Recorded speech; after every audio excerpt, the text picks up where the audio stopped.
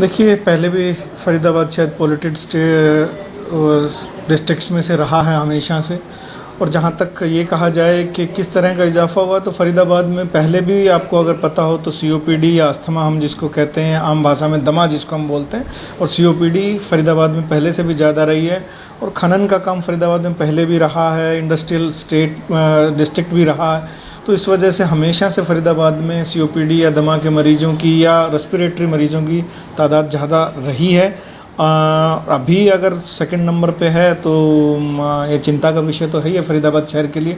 और इस सीज़न में तो वैसे भी दमा और सीओपीडी के मरीज़ों का आवागमन जो है वो बढ़ जाता है। रीज़न ये है कि मौसम सडनली ड्राई हो जाता है और गेहूं की कटाई या उसका सीज़न है या परली जलाने का, या उसकी वजह से भी पोल्यूशन हो रहा है। शाम को अक्सर आपने देखा होगा कि धूल भरी आंधियाँ ये हो जाती हैं, तो इस मौसम में वैसे भी दमा और सीओपीडी के मरीज़ बढ़ जाते हैं।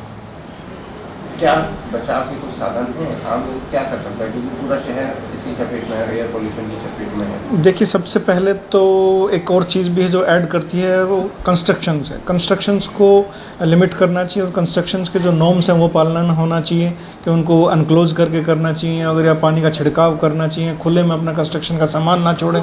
दूसरा, जो आपने देखा होगा खनन का कार्य, कि उसके भी लिए जो है नॉर्म्स वो हमेशा पालन करना चाहिए। क्योंकि फरीदाबाद में मैंने पहले भी कहा, खनन की वजह से सिलिकोसिस या एस्बेस्टोसिस के मरीज़ या दमा के मरीज़, उसकी वजह से टीबी के मरीज़ भी कंपैरेटिवली ज़्यादा रहे हैं। तीसरी चीज़, कोई भी अगर निर्माण का कार्य चल रहा है, चाहे वो रोड का हो या पुलों का हो कंस्ट्रक्शन, वो टाइमली कंप्लीट किया जाए। और अगर नहीं हो तो ऐसे में, जैसे मैंने पहले बताया, पानी का छिड़काव करके धूल की मात्रा को लिमिट में रखना ज़रूरी है। पर्सनल अगर मैं कहूँ केयर करने के लिए सबसे अच्छा तरीका है तो जब तक आवश्यक ना हो ऐसी जगहों को अवॉइड करना चाहिए। और अगर अवॉइड नहीं कर सकते तो मैं सिर्फ यही कहूँगा कि मुंह ढक के, एक आम सादे कपड़े से मुंह ढक के भी काम चलाया जा सकता है, कि इसके लिए पर्टिकुलर कोई फेस मास्क या मास्क की आवश्यकता नहीं होती है।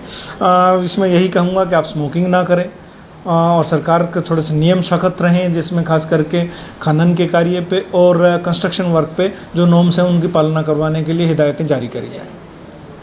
क्या स्वास्थ्य विभाग इस संबंध में कुछ स्ट्रिक्ट एनफोर्समेंट कर सकता है? देखिए, स्वास्थ्य विभाग का रोल सिर्फ इसमें इतना रह सकता है कि हम लोगों को जो पब्लिक प्लेस में स्मोकिंग कर सकते हैं, उस पर जो कोटपा एक्ट है हम उसमें उनका चालान कर सकते हैं।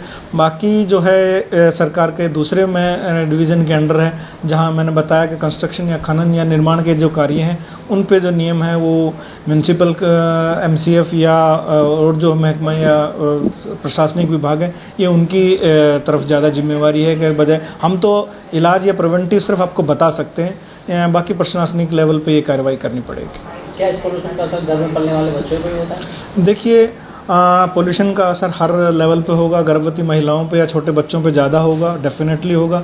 और ये आप जान के हैरानी वाली बात नहीं होगी कि पहले मैंने जहाँ बताया सीओपीडी और दमा जिसे हम भाषा में कहते हैं, वो 35 साल या उससे 55-50 साल की उम्र के बाद में होता है।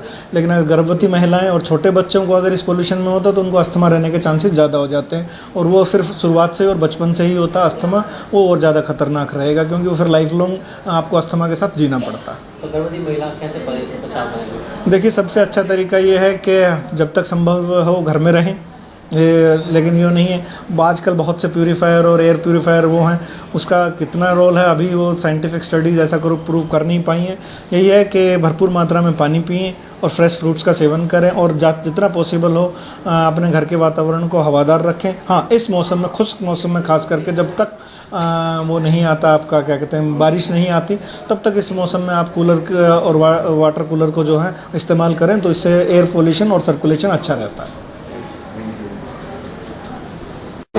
किसी ने छोटे से बच्चे ने वगैरह वो बोला चला, मैंने वाले किसी को माला तो ऐसे ही होता है। तो कह रहा मेरा ध्यान चला गया, बच्चे ने निकाल के ना यहाँ कर दिया, कह रहे उसी तरह से कह रहा कम से कम 25,000 रुपये थे बटुए। आप यकीन, उस टाइम मेरे को पहली बार पता चला जब मेरे खैर कज़न अभी रिटायर हो गया, अब तो IG सुधीर यादव जो था दिल्ली, जो मोनिका वाले केस में वही था ना उस टाइम DCP साउथ का। अच्छा। तो